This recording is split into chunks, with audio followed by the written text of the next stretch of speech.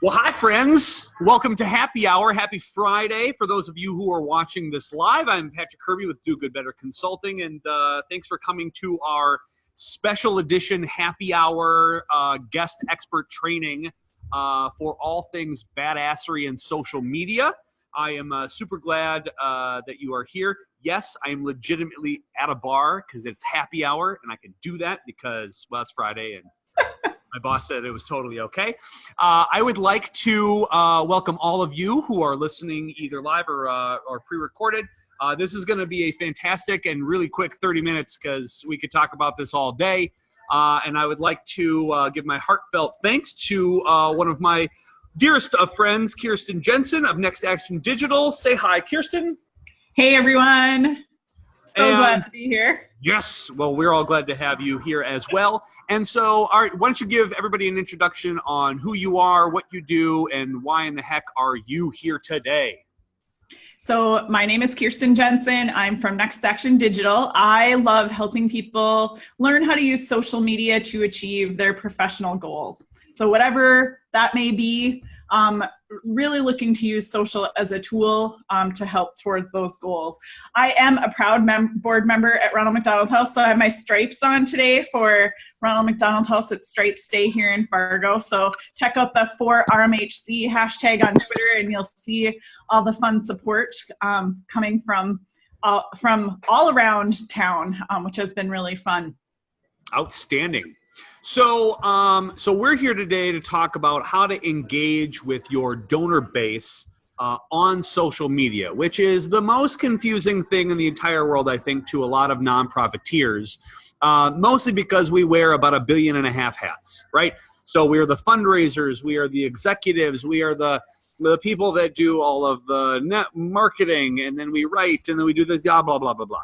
And then somebody, either an executive director or some sort of board member, says, you know what we should also do on your job is social media. And then all of a sudden we have this oh crap moment, and we think it's exhausting, and we don't know what to do about it, and then we don't do it, and we don't do it well. And so here's what we're going to try to do today. We're going to try to clarify that this is not rocket science, but it is really a tool that you can use in an easy sort of way to engage with your donor base and get not only more donations, but more friends, etc. So tell me, Kirsten, who is the master of all things social media, how in the heck do we do that? So the first thing that I believe is that I believe social media is meant to be person to person. And I think why it seems so hard is when we take our fundraiser hat off and we put on our social media hat to try to manage a brand account, that it makes it a lot harder. It is a lot of work to transition into a different voice, to transition into creating content that's meant to speak from your brand instead of yourself.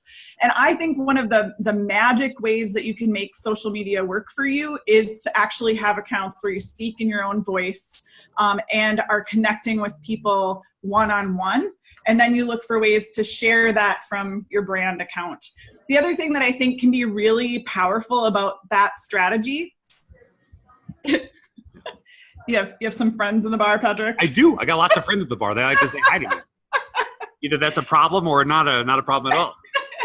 So you speak with your own voice. I love it. That's great because I think what the joy of social media is that it breaks down the barriers between anybody. You can be friends with anybody. You can follow anybody. Twitter is a great example. You don't even have to particularly know the person, and yet you can experience what they're talking about or being friends with. And I love that through the social media channels. It can be sometimes difficult to be yourself while representing your organization. Or can it? I don't think it has to be. I think it can be when you're only trying to speak through your brand accounts because there is this awkward, like, who is behind the logo that's displaying on the screen. But when you put your face on an account, like a Twitter account or a LinkedIn account, and you're having genuine interactions with folks as yourself, it is building on that same relationship, just like you would if you picked up the phone and called that person, just like you would if you were emailing that person, but in a public way to say thank you to them. It goes very much in line with what I say numerous times, which is it is more important. The messenger is more important than the message, and not to say that your mission doesn't matter, but the messenger, the person who's saying it, is a physical representation of the bricks and mortar of your building or the words on paper that are your mission statement. And so you really are the spokesperson to your organization. And so that authentic self is super important. It is, and statistics show that we're 16 times more likely to open and read something that comes from someone we care about than from a brand. And so there's a whole lot more reach and connection that we can have when it happens in our own voice. I love it. I love it. So what are some of the steps that you can take? So let's just say you are brand new to the nonprofit world, or you're a veteran of the nonprofit world. Either one of these things apply, but you're not very comfortable on social media, or you don't know where to start. What is a really good first step into finding your voice or starting engagement on social media? So I think the most important thing is to not worry so much about the technology and the tools and really care about your audience. So, and this is where you're likely, I mean, if you're in the role that you're in as a fundraiser, that's a big part of why you're in that role anyway, is because you care about the people who support your organization. So put that hat back on. Don't put the fundraiser hat off and put on a communications hat that is disconnected from your audience. Actually think about your audience and what do they want to know? What questions are people asking often about your organization, and how can you help connect with people? I really think that the magic of social media is in connection. And I always go back to Brene Brown's definition, which is connection is the energy that happens between people when they feel seen, heard, and valued. And so if you can put together content or find moments to engage with people that show them that they are seen, heard, and valued in your relationship with them, then I think you can make great headway in social in a way that's really genuine and connected intimately to what you're already doing. So seen, heard, and valued. And I think that is one of the things that we always want to connect with how we have our donors, right? So a donor gives you a gift and you're obligated to say, thank you, that's great, you write a thank you card, whatever. But they also want to be valued. They also want to be heard and seen. They have written you a check or they have given you a donation, and they want something, it doesn't have to be necessarily an obscene amount of recognition, but if you don't value or you don't recognize a gift, you're never going to get another gift. So right. What if we completely flip the script and say, you don't even need to give a gift to be right. recognized, seen, or heard, or valued? And then what does that do? I mean, that's right. the best people that I've ever seen on social media don't have any hidden agenda whatsoever other than interacting. And wouldn't that be really nice if you were a development director and you could have a conversation with somebody that didn't involve raising money for once? Mm-hmm. And I think that's exactly it. So it's making sure whatever channel you choose, there are different ways that you can do it on each of the platforms. But it can be as simple as following that organization or the folks who you're working with, and genuinely commenting. Just, you always say you need to know the name of their dog. Well, if they post a picture of their dog, then note how cute it is. Or it's real, genuine engagement. The same thing you would do if you saw them walk into the bar next to you and you'd say hi. But I think too often what we do on social is we look at something, we go, oh, that's really nice, and then we put our phone down. And we don't take the time to have that kind of engagement with people. If they say something about us, we need to like it, we need to share it, we need to comment on it, because that's what makes people feel seen, heard, and valued. So if you want to work with someone and you see they've opened a brand new location for their organization, how are you commenting on that and becoming a part of the conversation? So you comment on it, you say, congratulations on your new location. We're so proud of, the work that you're doing. Thank you for being a great partner of ours. And that not only helps them see that they're seen and valued for the things that they're doing, you're paying attention to the things that are important to them and the work that they're doing, but it also tells the rest of the world that they're a partner of yours. And I think one of the best things we can do is use FOMO to our advantage, right? So get it so it's so clear that you're talking about all the great partnerships that you have, that people are like, well, I want to be a part of that. Look how many people support that organization. That's really amazing. People want to be associated with winners. They want to give to winners. They don't want to give to an organization that says, woe is me, I'm never going to survive and our doors are going to close next week. I need some money. Well, that one person is going to go, well, I'm going to take my hard-earned cash and I'm going to donate to this organization that doesn't know if it's going to be able to serve or do anything that regarding their mission next week. They want to be part of the winning team, the energy, the enthusiasm, the same way that you do in person is the same way you do on social media. What you said was really interesting. If there's somebody behind me at the bar that says, hey, Pat, how are you? And then I just look at them awkwardly and I don't acknowledge them. Isn't that the same thing that you do on social media if you just scroll by somebody who means something to you without liking and commenting? Right. So if somebody says something like, hey, Pat, great job at this, and you just scroll by, it is in social media, it is the same thing as if you were walking by physically and somebody said, hey, I really like your shirt today. And then you look at them and don't say anything to them. That's as weird as it gets, right? Yeah, it is. So I think that is really the most important point about, at least the most important first point is, which is if you're going to be on social media and you are going to be true to yourself, how would you interact in person, and how would you react to somebody complimenting you or giving you something, and do the exact same thing on social media, because that's your avenue of communication. It is. And there are ways that you can make that really easy. So for example, if you are a Twitter user, you could create even a private list of the businesses that you work with, or the folks that you work with that have individual Twitter accounts. And the beautiful thing about Twitter lists is, and I'll post a link to how to create a list in the group afterwards. But when you create a Twitter list, you get just a custom feed. So all you see is from those folks that you've put in this list. And it makes it super fast to engage. So you can just quickly go in and you've maybe added 10 or 15 businesses to it. And you can see, oh, what have they shared lately? And you can like it, reply to it, engage with it. And so it can be something that takes 5 minutes. It doesn't have to be. And I think one of the things I hear a lot is people think that they have to be super witty.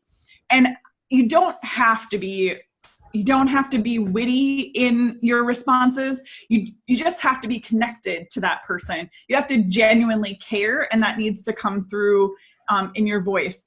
The other thing I see is that people on social try to take on a voice that they think sounds good or is a professional voice.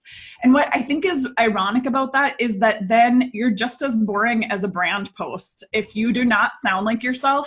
And so my challenge to people is always sound so much like yourself that people miss you and want to take you to coffee.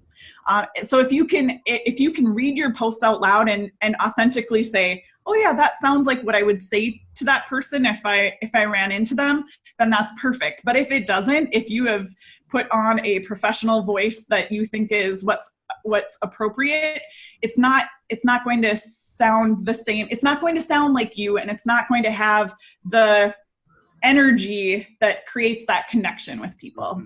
So we want to be authentic with ourselves. We want to interact the way that we would interact in person. Those two things make sense.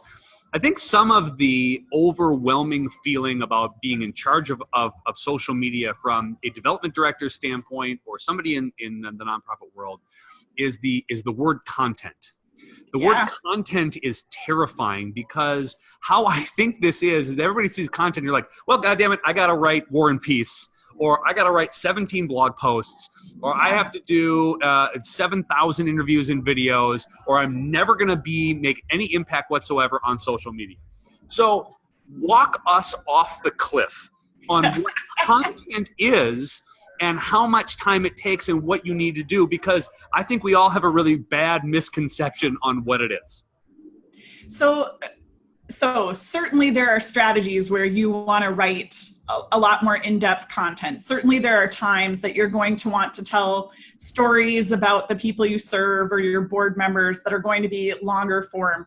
But then those never should just be for social. Those also should be going out in a print publication of some sort, whether it's a newsletter or an email. And so those pieces, it's looking at leveraging them and using them in social as many times as possible.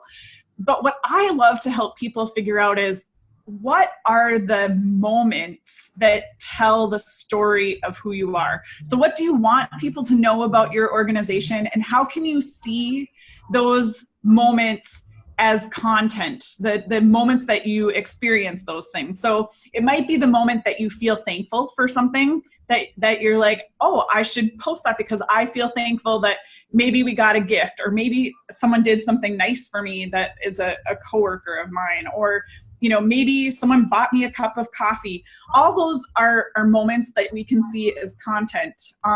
If we care about people knowing that we live our core values, what does that value look like in day-to-day life? And how do I show that in social and see those little moments as content that I can share?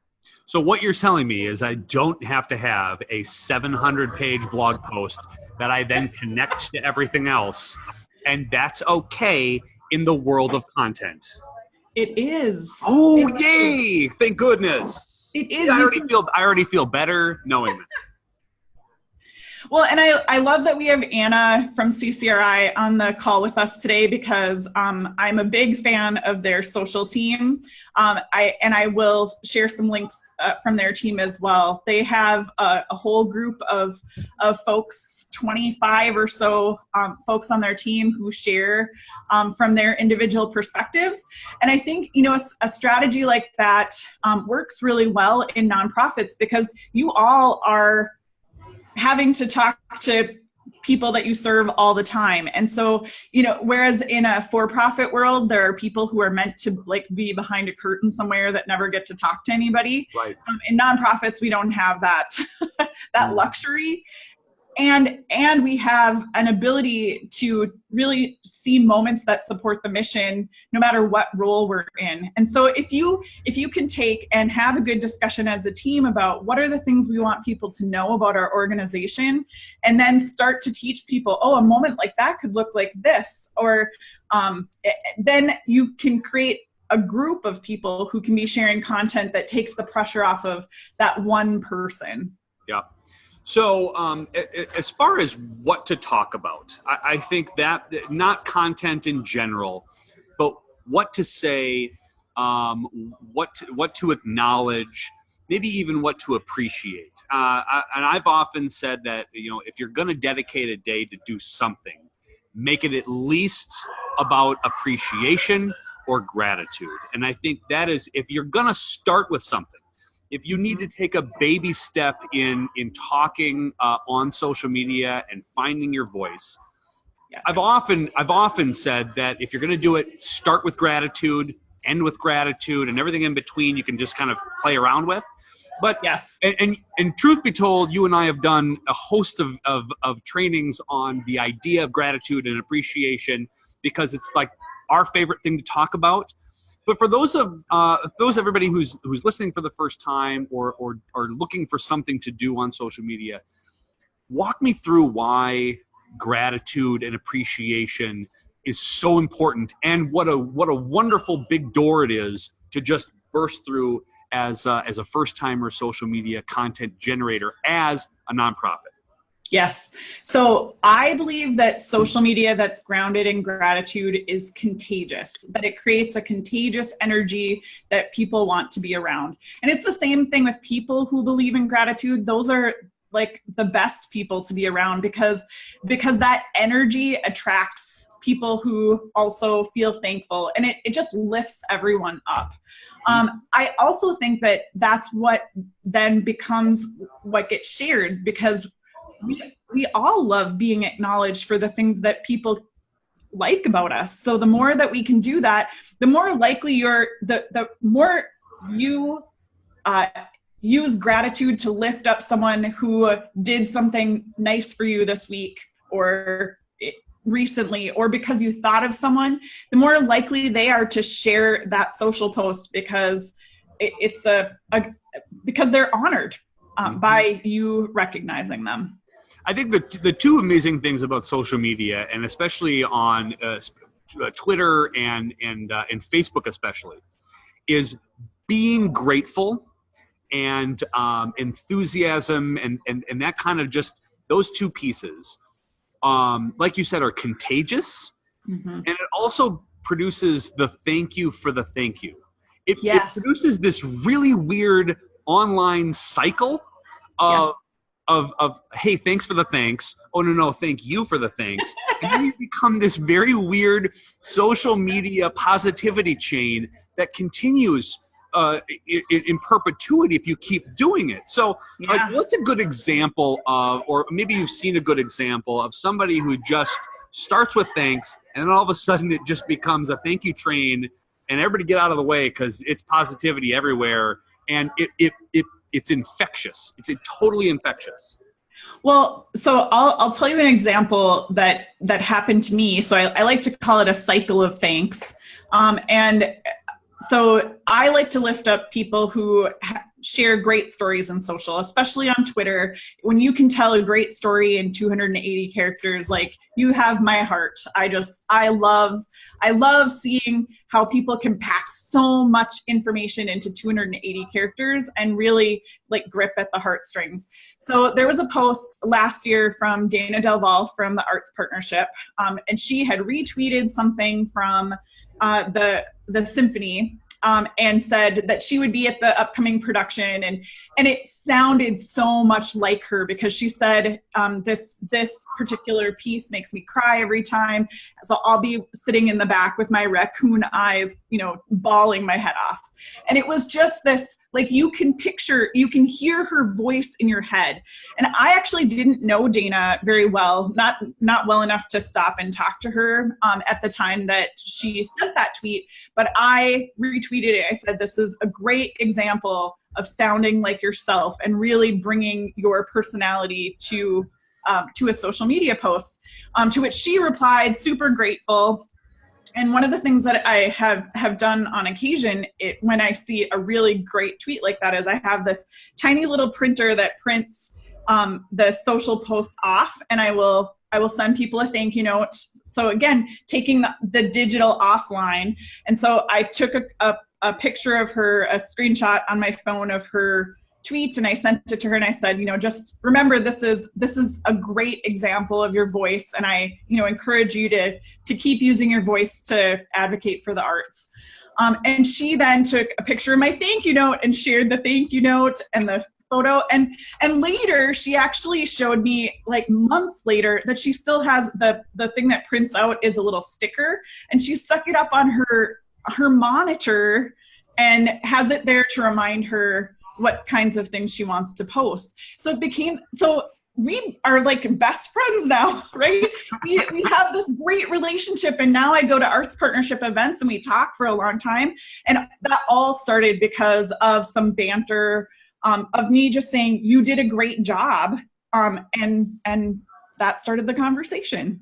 It's funny that you can then mix the idea of old school media with new school social media, and then it doesn't have to be mutually exclusive. You can do the same. Like, that's the best part about social media, is it is enhancing your ability to connect with as many people as possible, and then people that you wouldn't even necessarily know or have the ability to connect with, other than a random tweet or a random post or anything like that. I think that's amazing. The other thing that you mentioned, and it's funny because I know you're a board member of the Ronald McDonald House, but then you lifted up somebody in a totally different organization.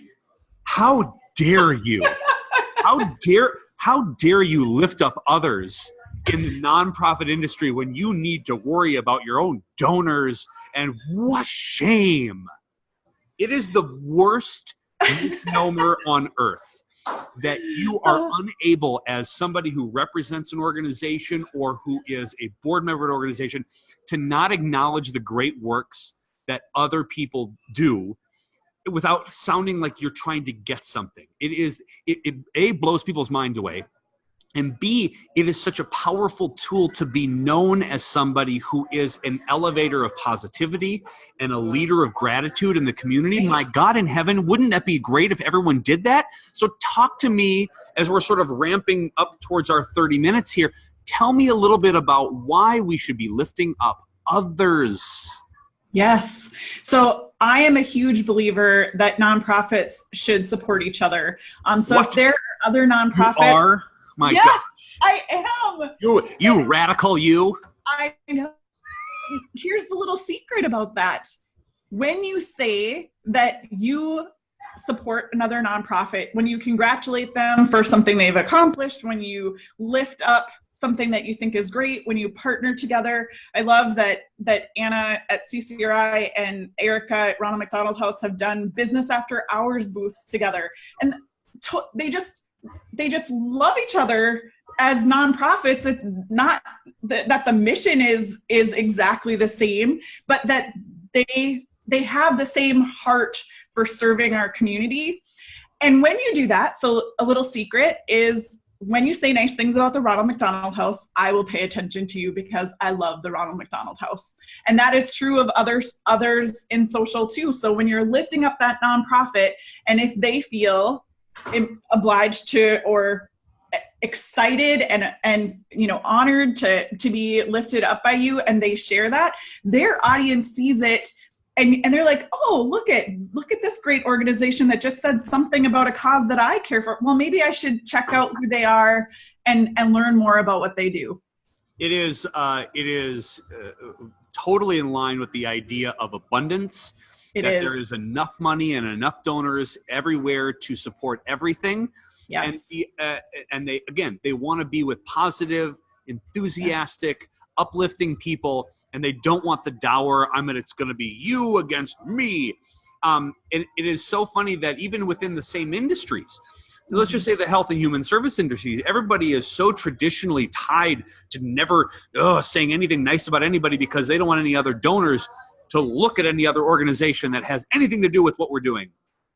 When in fact, if you're talking about other organizations that are doing amazing things within your industry, you're pushing your industry in front of other people. My God in heaven, it just makes perfect sense. Yet nobody does it because they're terrified of losing something when you really are gaining something if you're lifting up others. And I think social media, and again, you've proved it today with the number of examples, using social media to lift up others and be grateful and have conversations is the first step to becoming completely different in how we engage our donors and our volunteers and anything. I'm ecstatic. It's the best. Mm-hmm. The absolute best. Okay, so we've got a minute and a half left on our little 30-minute phone call and happy hour. I got a lot to drink in 30 minutes or like a minute and a half. Yes, I got some other happy hour-ers. It's okay if you're drinking coffee or pop. It's fine. I got my Diet Coke. Here's Diet Coke. Kirsten, thank you so much for being here. I am indebted to you as always for just being the smartest person that I know about this stuff. So give a pitch on where they can find you, what you can help out with, and post everything that you do in the comments so everybody can click on you and find you and hire you because you're a genius. Go. So I'm gonna leave one thought first. So one of the things that we talk a lot about with gratitude is we want to get out of that cycle of I got a gift, I say thank you. I got a gift, I say thank you. And I think lifting people up in social and engaging and replying and just having real conversations can be those small little deposits toward getting out of that cycle and creating a deeper relationship that really matters. So one of the things that Patrick and I are going to work on is we would like to create a list of 100 ways to say thank you that are not for a gift. And we have a start to that, but I'm going to post into the group the start of that list and then ask you guys to add to it so that we can all benefit from ideas and prompts that might help us say thank you that go beyond thanks for the money. Okay? I love it. All right. And then website, how do people get in touch with you? So you can follow me on Facebook or Twitter. So Next Action Digital on Facebook. Next Kirsten is my Twitter account. And yeah, check me out there. I love to help people figure out the specifics of the things that you want to tell people about your organization. I love to help you figure out what are the key stories and what are ways that we could make this so that it doesn't feel so hard. Because it shouldn't be hard. Yes, it shouldn't be hard, and you're the best, and I appreciate you. And hey, everybody, happy Friday. If you're watching it live, happy whatever day that you're not watching it live. I'm totally doing this on Fridays for now because happy hour online and drinking beer is fantastic. And I hope you guys have a great one. We'll post this. We'll post comments, and then we will repost this. Send this to all your friends. Thank you all for being here, and we will talk to you soon. Excellent. Bye. Thanks, everyone.